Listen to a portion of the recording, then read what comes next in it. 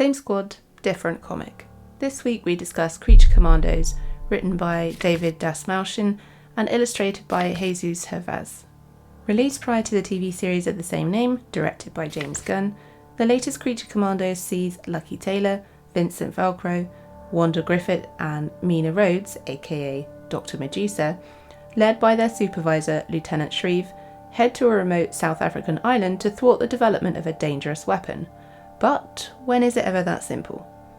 Bar the absence of GI Robot, it's early days so that could change, the lineup from the Weird War Tales original is largely the same. The only notable difference being the werewolf, once Warren Griffith, now Wanda Griffith.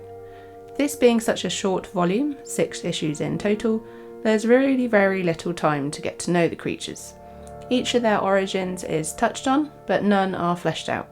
It's actually Dr. West, their creator and handler, who I found the most engaging. At this point we are told very little about her, but she is by far the most intriguing. Full disclosure, this preference is likely influenced by the fact that I've read some of the original Creature Commandos stories by J.M. DeMatteis. In those comics, my favourite was Dr. Medusa. By the end of issue 6, the team have established some sort of connection, but it feels very cheesy and somewhat forced, rather than through good old-fashioned bonding or shared trauma, etc. It doesn't feel genuine, and any trace of genuine affection isn't explored. Dr. Medusa says she has a connection with Lucky, but we barely see it. Now again, this could be me being impatient and unfairly comparing it to the original, which is made up of a lot more issues. But to stick with the story and the characters, I need to feel invested, and currently I don't. I'm reading because I like Weird War Tales and the new TV series. Awkward. I like the dynamic and dialogue between Dr. West and Dr. Medusa. I feel like their story is going to be the most interesting to follow, as with previous iterations. As to the remainder of the team, well, it's early days. As I've said, the pizzazz wasn't there, but there's ample time, I think. In the interest of avoiding story spoilers, I'm going to be annoyingly vague about the villain. Given the rumours as to the characters set to feature in Man of Tomorrow, I'm on the fence with the chosen antagonist of the story here. It's an odd choice, or an obvious one. I guess depending on how much they plan to weave together the stories from different DC mediums. With regards to the art style, it was sometimes hard to tell what was happening in some of the sequences, the fights specifically.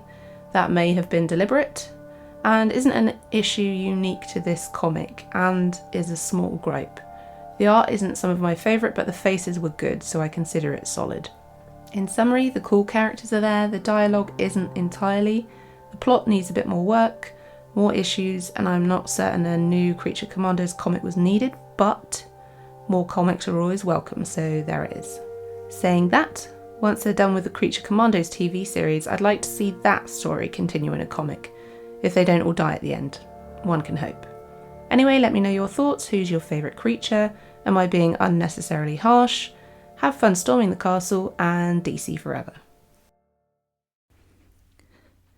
Thanks very much for listening. If you'd like to contact us or check out what we've been up to, you can find us on Twitter, Instagram, and Facebook. If you enjoyed the video today, please do like it, subscribe to the channel, and ding the bell to receive notifications about new videos.